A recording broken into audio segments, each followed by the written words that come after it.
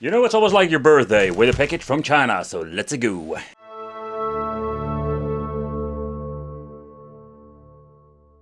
But let's take a close look in the inside, because I'm curious what are we going to get. So first of all, I like the quality box. Also the Pocky Box. It comes in 3 different versions. This is the Lite edition, 64GB, and I do like what they're doing with the shell itself, the 2-color one. It even got a very nice sticker on it. I'm guessing like this is a shell they can buy, or maybe it's still probably just grabbed from the shelf. But they did some upgrades, I can see, when it comes to the Super Consoles. But let's talk about it later. Okay, so let's remove this.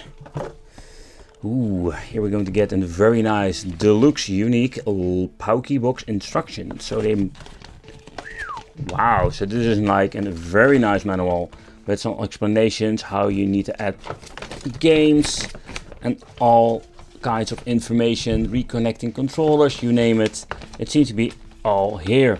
And if you have some problems, you can also let me know in the comments. I can always see if I can find a tutorial for it. Okay, it also comes with an extra remote, and the reason why here it already says they did it. This is like these minor things, like an extra sticker on it, switch to TV gaming system to gaming system remote. In other words, like if you remove the SD card, it will show the normal Android version. Here we're going to get HDMI cable, power supply, and this is something I was a little bit afraid of. So I have seen these controllers with my G6, or there was another version I've seen like a very long time ago, and product I reviewed, and these things were freaking awful. This time they were wireless, so they're different. You can open this cover up. I do like this bluish color. The dongle is here, I'm guessing. I think we're going to get 1 dongle for each controller. Sometimes I have like 1 dongle and 2 controllers. On and off switch. The form factor is not bad at all. It lays very comfortable in the hand. This D-pad is just to cry for. It's such a horrible it's not even a freaking D-pad. We have durable function, so it's like the very slippery joysticks. Shoulder buttons feel like shit. Oh man, I hate these controllers. So next time, please give me some better controllers, because that won't help you. Okay, you know, like they talked about, you can make a projector out of your box. They were not lying at all. Look at this, they give you all kinds of funny stuff. Oh man, this is something that's unique. Okay, but let's take a close look at the box itself and what kind of functionalities. The Pocky Box. I have no idea why they call it like this. So if you know, let me know. But in overall, let's take a close look at the connections and what are we going to get in the end. So at the left side, we're going to get 2 USB 2.0. And of course, we're going to get the TF slot that contains the 64GB card with Emulation. At the back of the system, we're going to get the on and off switch, the input for the power supply, HDMI out, Ethernet connection, and we're going to get an AV out. I did try it with the Super Console X, never did a review about it. The reason why mainly because in my experience, it didn't work at all. Bit of a bummer, would be cool to connect this thing to a CRT. So when you take a close look at the chipset, is the S905 quad core. They say it runs on 2.0 GHz.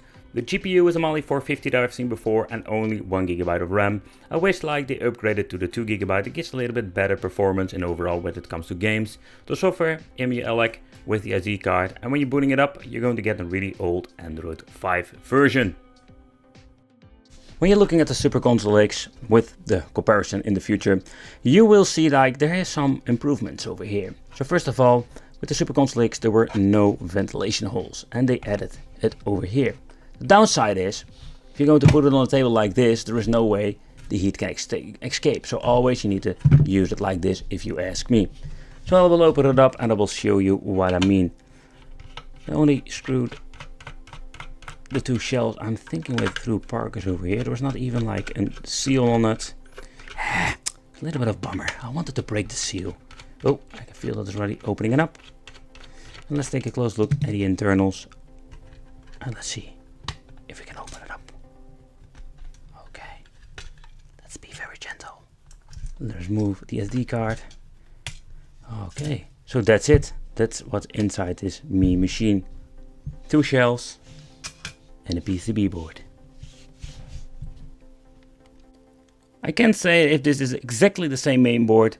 that they were using with the Super Console X. But what I can say, like, this is just some serious old tech.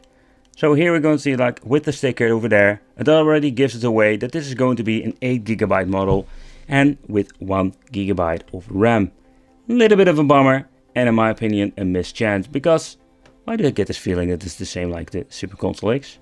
So for the people who are not familiar with Emulation, what it is, so basically this is a piece of software or one big interface combined with all kinds of emulators based on Android. And you will see a lot of different systems like Amstrad, Atari, Commodore 64, stuff you didn't see like with this cheap plug and play device we have reviewed here on the channel. But do have more like restrictions when it comes to the power of the device itself. Even when some systems are added like PlayStation Portable, Sega Dreamcast, sometimes even Sega Saturn. There's a lot of stuff you can do with it, but the limitation is the hardware most of the time. Therefore, I'm just going to do some quick testing here. We're going to test out some like higher end system just to see how they will run on the Pocky Box. Oh man, this D-pad, you can hear it. It's really awful. Oh my. Oh my. And of course, for the ultimate test, we will try PlayStation Portable just to see how it will run on this device. But it feels like there is no end coming to this freaking emulator list. And don't forget to check out the Wicked Brain Fart channel, because here I will drop some videos most of the time when it comes to the game list. So if people are interested in, go check the other channel too for more information and stuff like that. Let's go on with the show. Next up, Sega Dreamcast.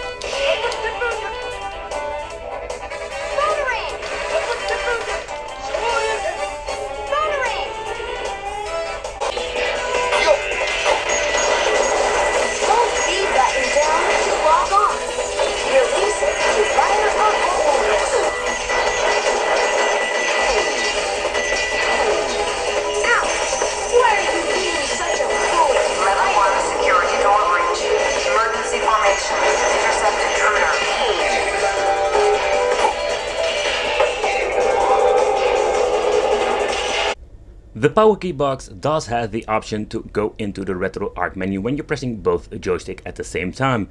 And here we can, let's say, tinker with the settings if you want to improve, or better said, if you want to use different resolutions. But in overall, like, you can say like with the 640 by 480 resolution that we're going to get with the Flycast emulator, it's the maximum. Because if you want to try even like 720p or 1080p, don't bother, because it's not powerful enough. But what I find quite interesting with the widescreen hack, if you want to have like widescreen with some games, we're able to do this by only putting this on, reset the system, and we have the option to play all the games in widescreen if it has been supported.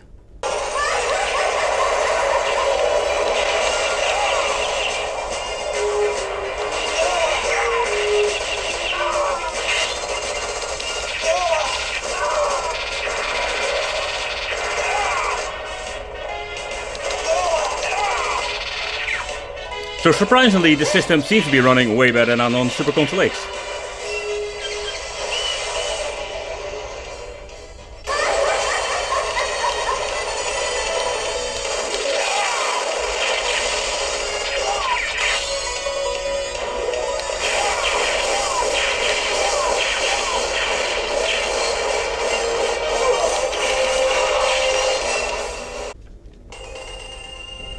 Next up, Mortal Kombat. Let's see how it runs on the Pocky Box.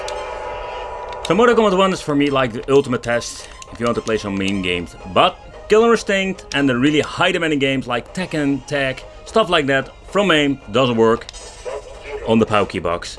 We need to have, let's say, a beefy PC for that if you want to run those main games.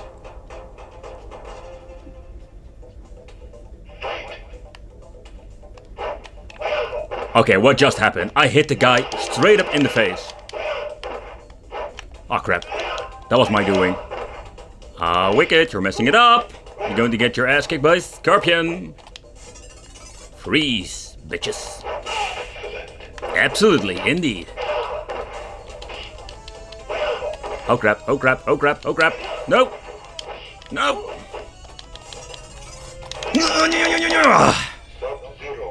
Yeah! But sadly, if you want to play Mortal Kombat 2 and does not run like it should be, you can hear a lot of interference in the audio. So Mortal Kombat 1 is the only arcade game that you can play from the MK series.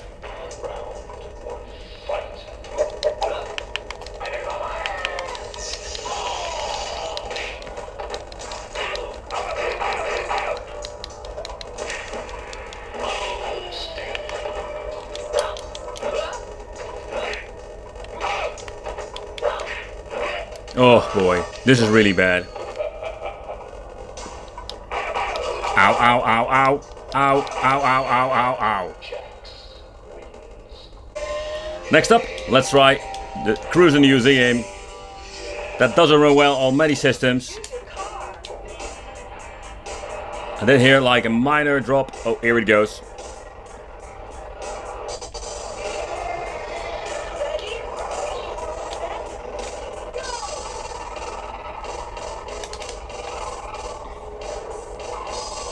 But when it comes to N64, I did notice like with the higher end stuff, the Super Console PC edition, like the really expensive and beefy machines, those will run the games like Cruise in the USA without any problem, because it had enough power. And these cheap Android boxes, nah, it will be a mixed bag with N64.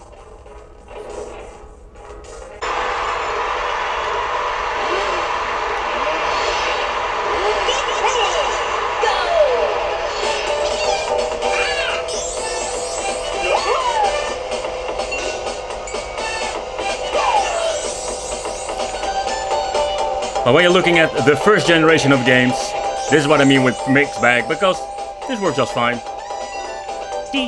Gun farting.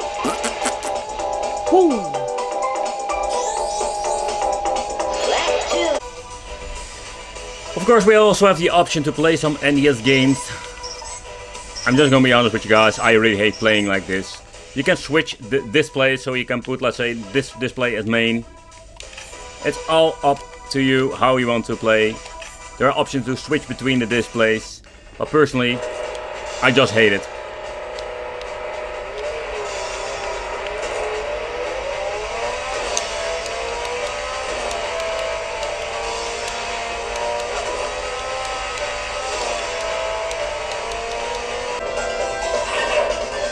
Yeah, with PlayStation Portable, it will all be like a mixed bag, especially because these are low power devices.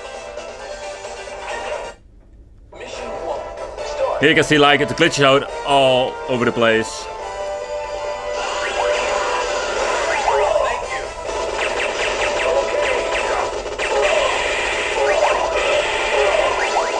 But games like these are like still playable. But don't forget, like 3-dimensional games are more demanding and will highly possible not work at all. Or, like God of War, we're going to get 2 FPS.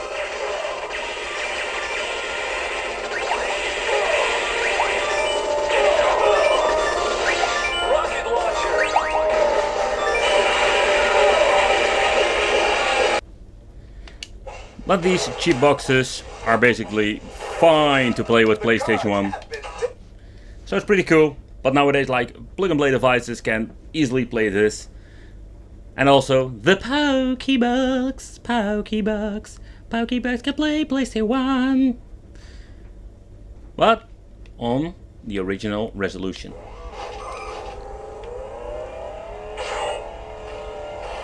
But first, let's try it like this.